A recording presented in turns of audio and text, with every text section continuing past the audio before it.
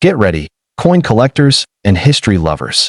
Today on Coins Numismatic Series, we're uncovering two of the most fascinating and valuable modern nickels ever struck. Rare Monticello Jefferson nickels from 1970 that can surprise even seasoned collectors with their scarcity and value. Stick around as we explore every detail, story, and market insight behind these incredible coins. 1970 Monticello Jefferson Nickel Coin with mint mark D in fine condition. Today we begin our deep dive into the first of our top two rare and most valuable Monticello Jefferson nickels, the 1970 Monticello Jefferson Nickel with mint mark D in fine condition. This coin might look like an everyday piece of pocket change to the untrained eye, but within the world of numismatics, it holds historical significance, surprising scarcity, and ongoing demand from collectors around the globe. To truly appreciate this coin, we need to understand the environment into which it was born.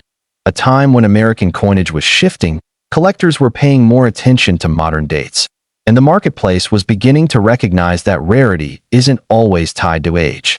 The story of the 1970 D. Jefferson Nickel starts with the long-running Jefferson Nickel series. First introduced in 1938, the Jefferson Nickel replaced the Buffalo nickel design after years of public demand for a more modern, recognizable figure on U.S. coinage. Sculptor Felix Schlag's design was chosen, featuring a profile of Thomas Jefferson on the obverse and his Virginia home, Monticello, on the reverse. For decades, this design remained largely unchanged, becoming one of the most recognizable and widely collected series in U.S. numismatics. By 1970, the United States Mint was producing Jefferson nickels at three facilities: Philadelphia, Denver, and San Francisco. Each mint mark, or lack thereof in the case of Philadelphia, tells part of the story of how many coins were made, who they were intended for, and how many might still exist in collectible condition today. The 1970 D. Jefferson Nickel was struck at the Denver Mint. Denver, at that time, was primarily focused on producing large quantities of circulation coinage for everyday commerce. Philadelphia likewise produced substantial numbers of coins, while San Francisco had increasingly specialized in proof coins for collectors rather than tonnage for circulation. At first glance, this might make you think that the Denver issue from 1970 would be abundant, plenty of coins made for everyday use, many surviving in collections and circulation alike. However, that's only part of the picture. What makes the 1970 D truly interesting is not just its place of manufacture, but the specific dynamics of coin production and demand in that year. The late 1960s and early 1970s were years of transition for U.S. coinage. Rising metal prices, changes in coin composition, and the lingering effects of the 1965-67 coin shortage had shifted how the mint allocated resources. The Jefferson nickel was not free from these pressures. While nickel's metal composition, 75% copper and 25% nickel, was retained, overall production figures fluctuated based on economic conditions and circulating demand. In the case of the 1970 D nickel, the Denver Mint produced fewer pieces for circulation than collectors might assume. Many coins minted that year were released into circulation and subsequently worn down over decades of everyday use. Others were lost, melted, or simply discarded as coinage needs changed. The result is that relatively few 1970 D. Jefferson nickels survive today in grades considered collectible, with fine condition examples being notably uncommon. Let's talk about what fine condition means. In numismatics, a grading scale from 1 to 70, known as the Sheldon scale, is used to categorize the condition of coins. A fine grade generally indicates a coin that has seen significant circulation wear, but retains all major design elements. On a fine 1970 D. Jefferson nickel, Jefferson's profile is visibly worn but identifiable. The word Liberty and the date 1970 are present, though softer around the edges. Monticello's basic architectural outline can be seen on the reverse, with columns and roofline present but not sharp. The Denver D. mint mark, located to the right of the date on the obverse, should still be readable, confirming its place of origin. Despite the wear, a fine condition specimen is valuable because many more coins from that date have been worn beyond collectability over the decades. In other words, the survival rate of moderately worn but still identifiable 1970 D nickels is lower than collectors might expect for a coin that's less than a century old. This brings us to a critical part of understanding the value of the 1970 D Jefferson nickel, mintage and survival rates. Mintage refers to the number of coins the mint produced. According to official records, millions of nickels were struck across all mints in 1970. However, mint mark-specific breakdowns tell a more nuanced story. While Philadelphia and Denver produced circulation strikes, a significant portion of San Francisco output that year was directed into proof sets.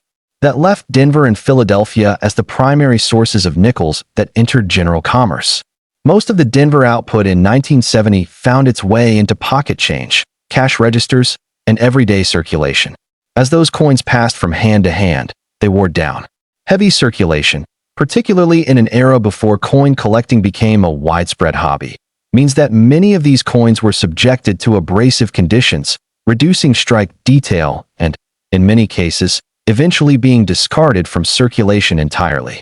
Collectors today prize survivors in collectible grades, not just because they're rare, but because they represent tangible pieces of coinage history that endured decades of use yet retain identifiable characteristics.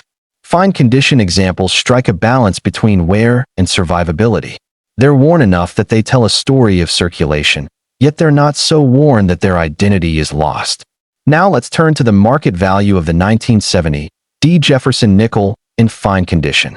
Unlike many common Jefferson nickels, which can trade for little more than face value in lower grades, the 1970 D in fine is distinctly more valuable. Its scarcity in the collectible grade, combined with ongoing collector demand, means that dealers and auction results often show a price premium over typical Jefferson nickels of the same decade. Precise values can vary depending on current market conditions, certification status, and collector interest. A coin that is graded and certified by professional services such as the Professional Coin Grading Service, PCGS, or Numismatic Guarantee Corporation, NGC, often commands higher prices than an uncertified specimen. This is because certification gives buyers confidence in the authenticity and grade of the coin. For example, a certified 1970 D Jefferson nickel in fine might sell at auction or in dealer listings for multiple times its face value, especially when compared to the dozens or hundreds of common-date nickels from the same era. Collectors building a Jefferson nickel set often prioritize this date because it serves as what numismatists call a key date, a coin that completes or enhances the narrative of a complete set. Beyond general scarcity and condition, there are errors and varieties that collectors love to explore. While the 1970 D doesn't have headline-making error types like dramatic off-center strikes or major double dies on the same scale as some rare pennies or silver dollars, coins from this era can exhibit subtle minting anomalies. These might include minor die doubling, slight doubling of letters or numerals due to die movement during striking, weak strikes, areas where the design was not fully impressed into the planchet, planchet defects, imperfections in the metal blank before striking. Authenticating and valuing these irregularities requires experience and often the eye of an expert. Some errors can add value beyond the base scarcity of the date/mint combination, while others might be cosmetic and not materially affect market interest. Collector interest in the 1970 D Jefferson nickel continues to be strong for several reasons. First, it's part of a beloved and long-running U.S. series. The Jefferson nickel, with its familiar portrait and reverse motif, has been a staple of American coinage for generations. Second, hobbyists seeking to complete albums or registry sets often find this date frustrating to locate in collectible condition, which drives demand and awareness. Third, modern coin collectors, especially those focusing on the 20th century, have developed a deeper appreciation for scarcity within modern coinage, understanding that coins from relatively recent decades can be rare not because they're old, but because few survive in collectible grades. The 1970 D nickel in fine embodies this phenomenon beautifully. As a result, whether you're a beginner collector just starting to explore Jefferson nickels, or a seasoned numismatist with years of experience, the 1970 D nickel in fine condition represents a meaningful piece of U.S. coinage history and an intriguing challenge. If you're considering acquiring one, remember that condition matters. Look for coins with clear mint marks and dates, even if the surfaces show expected wear. Consider having significant pieces certified for authenticity and grade. And always consult current pricing guides and auction results to understand recent market trends. In summary, the 1970 Monticello Jefferson Nickel with mint mark D in fine condition may not be the most visually striking coin at first glance, but its story is rich, its scarcity is real, and its value continues to be recognized by collectors. From historical context and design features to mintage dynamics and market demand, this coin stands as a testament to how even everyday circulation pieces can become numismatic treasures over time. 1970 Monticello Jefferson Nickel Coin with mint mark S in fine condition. Now we turn our attention to the second of the top two rare and most valuable Monticello Jefferson Nickels, the 1970 Jefferson Nickel with mint mark S in fine condition. While on the surface it might appear similar to the Denver issue we just discussed, the 1970 S has its own distinct story, production nuances, and collector appeal that make it equally compelling. Just like the Denver and Philadelphia issues, the San Francisco Mint played an essential role in U.S. coinage throughout the 20th century. However, by 1970, the function of the San Francisco Mint had shifted significantly, focusing more on proof coinage and special collector-oriented production rather than wholesale circulation strikes. To understand the rarity and value of the 1970 S. Jefferson Nickel, we must first revisit how the San Francisco Mint operated during that era. In earlier decades, San Francisco had produced substantial quantities of circulation coins. But by the late 1960s and into the 1970s, its primary output consisted of proof coins, specially struck coins with mirrored fields and sharp detail intended for collectors buying annual proof sets directly from the mint. Proof coins are distinguishable from circulation strikes by their distinctive finish, greater detail, and lack of wear. They were typically not meant to circulate and were sold as collectible items. Because of this specialized production, the number of business strike Jefferson Nickels, those released for circulation from San Francisco, was extraordinarily limited in 1970.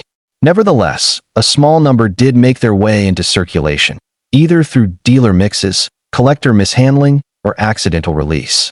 These few circulation survivors of the 1970 S business strike are precisely what makes fine condition examples so desirable today. Modern collectors prize them because they come from a mint that wasn't primarily producing everyday nickels that year, meaning there were far fewer originally, and even fewer survive in grades that retain identifiable detail. Design-wise, the 1970 S nickel shares the same iconic features seen across Jefferson nickels of this era. On the obverse, you'll find the familiar left-facing portrait of Thomas Jefferson. The word Liberty appears alongside the date 1970, and the tiny S mint mark sits near the rim, identifying its origin at the San Francisco Mint. In fine condition, Jefferson's profile and the lettering will be worn but still distinct. The mint mark should remain visible, though its detail may be softened. On the reverse, Monticello's architectural lines appear in softened relief due to circulation wear. The motto E Pluribus Unum sits above the building, while United States of America arcs around the top and 5 cents completes the inscription at the bottom. While the design elements are consistent with other nickels of the period, the journey these coins have taken, from limited production to the present day, sets the 1970 S apart. Because most 1970 S coins were struck as proofs, the number of business strike examples released into circulation is difficult to quantify with precision. What we do know from numismatic research and surviving census data is that they are significantly rarer than the Philadelphia and Denver counterparts, especially in grades like fine, where wear is evident but major design elements remain. This rarity is reflected in the survival rate. Many coins that may have entered circulation either didn't survive long enough to be collected, were worn beyond recognition, or were melted or lost over time. That leaves a relatively small pool of identifiable 1970 S business strike nickels available today. Within that pool, those in fine condition are particularly uncommon because they represent the sweet spot of wear, a coin worn through circulation but not to the point of becoming indistinguishable. Now let's talk about the market value of the 1970 S Jefferson Nickel in fine condition. Just as with the Denver issue, this coin is worth substantially more than typical Jefferson nickels of the same decade when found in similar grades. The premium for the 1970s stems from its scarcity in authentic circulation form and the fact that many collectors actively pursue it for complete series sets. Values can vary depending on whether the coin has been professionally graded and certified. Coins graded by services such as PCGS or NGC tend to fetch higher prices because buyers have assurance about the coin's authenticity and grade. In fine condition, certified pieces routinely command prices significantly above face value, often at multiples well beyond what common-date nickels achieve in the marketplace. Collectors building a full Jefferson nickel set, especially those focusing on key dates and mint mark combinations, consider the 1970s in fine condition a must-have piece. Its limited original release, coupled with low survival rates and unanticipated demand from collectors of modern-era coins, has made it a target for those seeking completeness and historical representation within the series. In addition to general scarcity, the 1970s issue can also exhibit minor varieties and errors that add to collector interest. While dramatic errors on this date are rare, coins may show minor die doubling, where design elements appear slightly doubled because of die movement during striking. Weak strikes, instances where the design wasn't fully impressed into the planchet. Such anomalies can be intriguing to specialists and may influence value if confirmed by an expert or grading service. That said, these errors are not the primary driver of the 1970s nickel's overall collectible appeal. The rarity of the coin in circulation form is. Collector interest in the 1970s Jefferson nickel continues to grow for several reasons. First, the coin represents a tangible link between everyday commerce and specialized mint production. Second, as collectors increasingly explore modern key dates, they recognize that rarity isn't solely the domain of coins from distant centuries. Modern issues, especially those with limited mintages or unique production histories, can be just as challenging and rewarding to collect. For many, the 1970s in fine condition represents a tangible achievement in completing a Jefferson nickel set. It signals that a collector has gone beyond the common dates and pursued pieces that require research, patience, and sometimes a bit of luck to acquire. If you're considering adding one of these coins to your collection, approach your search with careful attention to condition and authenticity. Coins that have been properly graded and encapsulated by trusted services tend to deliver confidence to buyers and sellers alike. Compare recent sales and auction results to understand current market trends. And always evaluate the visibility of the date, mint mark, and design elements, even in a fine condition specimen. In summary, the 1970 Monticello Jefferson Nickel with mint mark S in fine condition is a remarkable example of how modern coins can become numismatic treasures. Its scarcity in circulation form, historical context, and ongoing collector demand make it one of the most valuable and fascinating Jefferson nickels from the 1970 series. Whether you're a seasoned collector or just beginning your journey, this coin offers a unique blend of historical depth and market significance.